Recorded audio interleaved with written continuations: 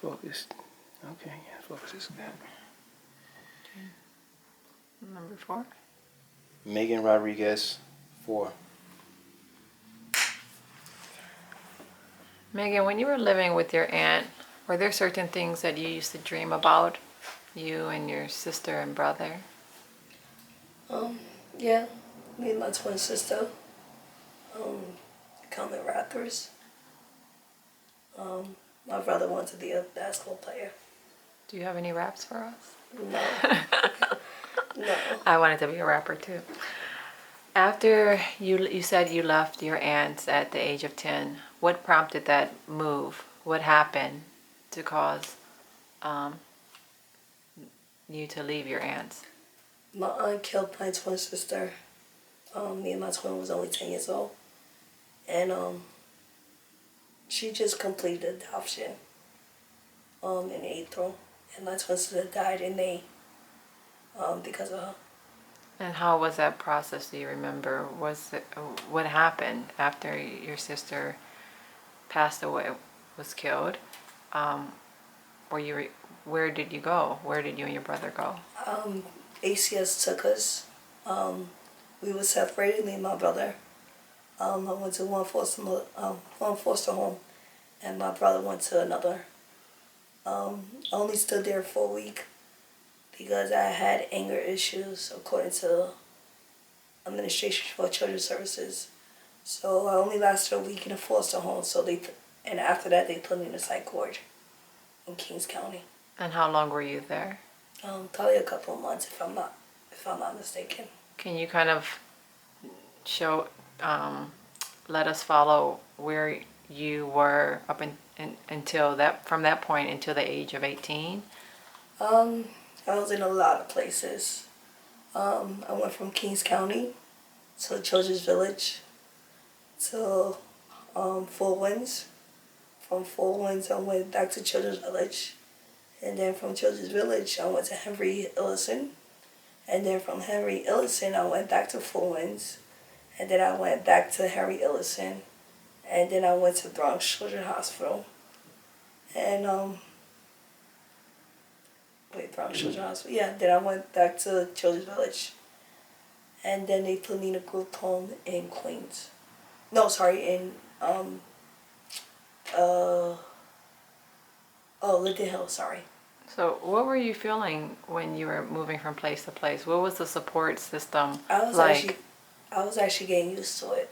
Like, I never unpacked my stuff or nothing. Like, I never got comfortable in one spot. My stuff was always packed because I was always ready to move. And when you were going from place to place, were you able to have communications with your brother or family members? I had a little bit of communication with my brother because he was in the same group home as I was. Okay. So, and then I left and I went to Queens, Christopher Otley. Can you tell us a little bit about when you were no longer in any kind of system? How did life look at that point when you were an adult and you no longer were in any kind of foster care group home system? To be honest, I was always in the system. I might have aged out of foster care, but I was in supportive housing. So they see you look at that as a system. Okay, so I'm not familiar with that, so can you express to me, like, when you aged out of foster care, where did you go? How was that process of being an adult not in foster care? Or It was still the same rules. You might not have to answer all the time, but somebody had to control my money, I get disability checks, so somebody had to control my checks. I was not allowed to go to like certain places. If I wanted to go to Brooklyn, I would have to ask permission. Or if I wanted to get my own money, I had to wait. So it was always like a prison for me. who determined that? Why was that determined that someone would control your finances and your movements? Like I said, somebody was my payee. I don't know who made that recommendation, but that's how it was for me. So can you tell us about any dreams or any feelings you had about having children? Before you had children, were you always thinking about it, or had you never thought about I it? always dreamed about having kids. Since my twin sister's death. My twin sister's death was the reason why I wanted kids. I always made a promise to my twin. Well, I made two promises to my twin. That the first promise, if I had a daughter, her name would be Christina, which is my twin sister's name. And I kept that promise. And there was a second promise that I ended up breaking. All right. Because she was the reason why I wanted kids. Can you take us down the journey of when you had your first child? The pregnancy, when you found out, the delivery, holding that boy, and just anything you would like to share about that whole journey. Boy, that's a long one. We're ready. I got pregnant. Been pregnant 6 times. The first one I had a miscarriage. And then the second pregnancy was my son, which is my oldest. He's 7 years old. And the pregnancy was pretty cool. What was cool about it? Because I have 2 children, so I had my own happy experience and then nightmare to learn when my second one was the not so cool one was the tiredness. Always want to eat. I basically ate everything. If I saw a Chinese restaurant, if I passed it, I had to go in there and get something. If it was a Spanish restaurant, I passed. Like, I could just be finishing Chinese, then I pass a Spanish restaurant, and I just go right in there and still buy something.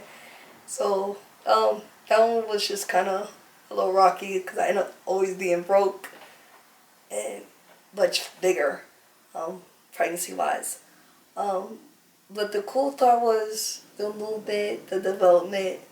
The greatest thing was finding out that he was a boy. I always wanted a son. So that was actually the cool part. That I found out that I was having a boy. So when you were pregnant, how was that process? What did you think the future looked like? What did the future look like to you as your son was growing inside you? My plans was for me and my son was to leave out of New York.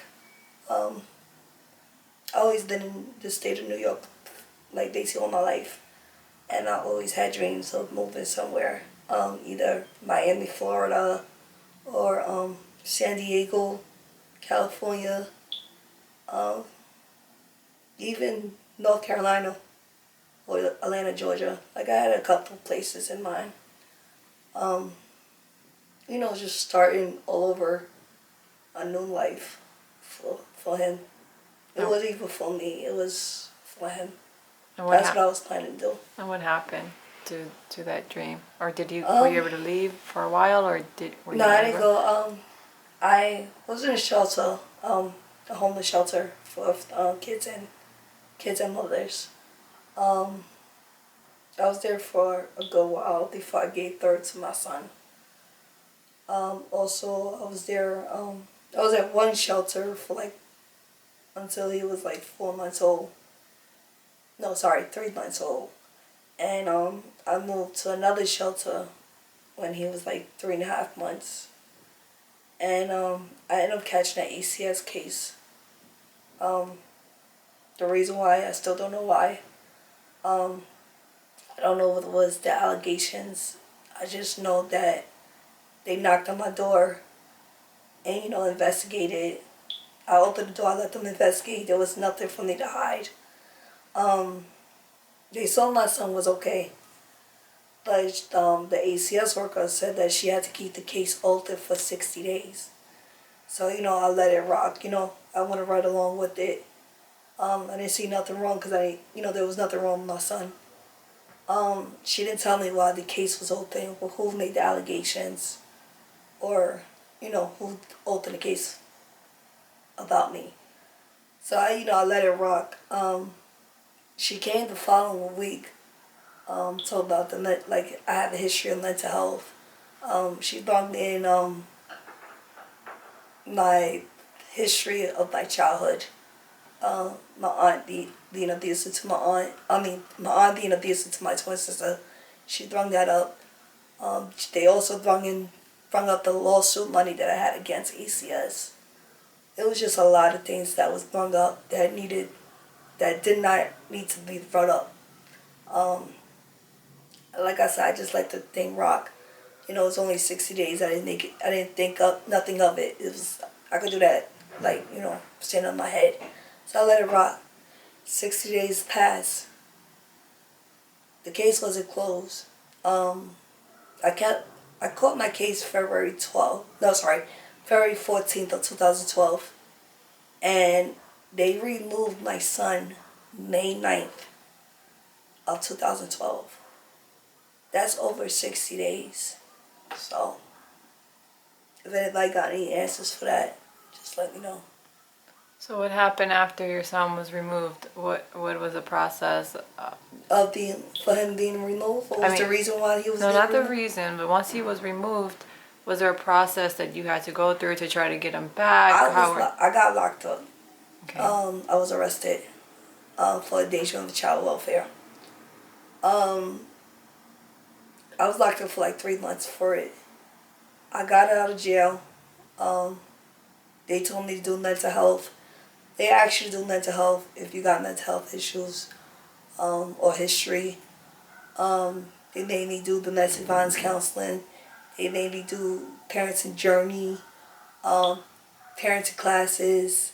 Like, they made me do the whole 9 yards. And I did it. And they made me do it again. They made me do it like 2 or 3 times. And I've done it. And I didn't lose my right to my son or to my kids, like to my 2 oldest kids, until my oldest was 4 years old. So it was in the court system for a very long time. It was open for like 4 or 5 years. So while it was open, what was that like for you and the